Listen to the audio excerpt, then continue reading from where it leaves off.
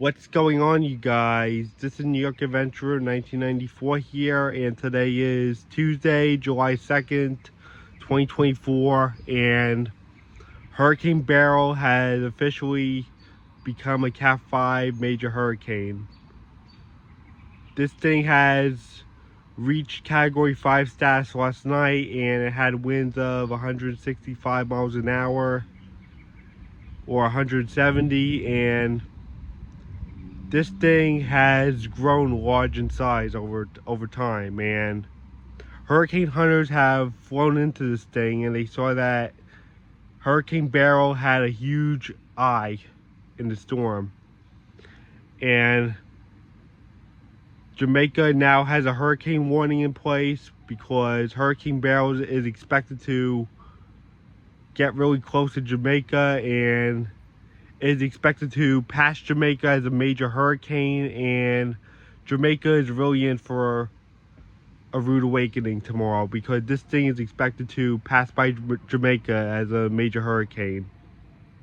They're showing that it's going to pass by Jamaica as a major hurricane, and that's why Jamaica has a hurricane warning out in place, and the Dominican Republic has a tropical storm warning because they're expected to feel tropical storm force winds as Hurricane Beryl passes south of the Dominican Republic.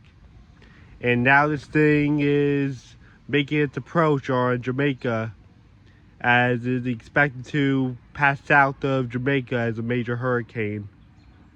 So if you guys live in Jamaica, you need to be on high alert for heavy rain and high winds, very destructive winds, and a lot of flooding.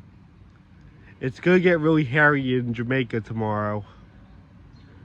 The impacts are expected to start tomorrow in Jamaica, and then once Hurricane Beryl leaves Jamaica, it is expected to make its journey into the Yucatan Peninsula and then go into the Gulf, where it could either reach eastern Texas or eastern Mexico or the western part of Louisiana.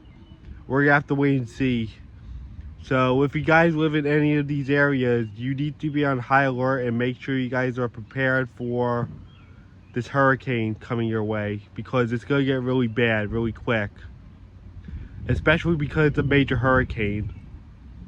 And once it gets into the Gulf, they're showing that it's going to weaken back down to a tropical storm once it passes through the Yucatan Peninsula, but I'm not really believing that.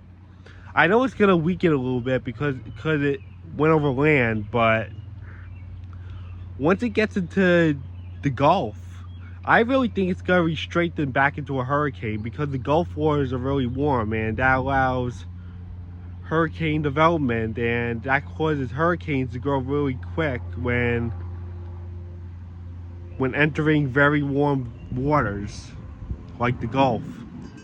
The Gulf waters are really warm, so it allows hurricanes to strain up really quick, and it causes for rapid hurricane development. So yeah, I really think it's going to turn back into a hurricane once it enters the Gulf.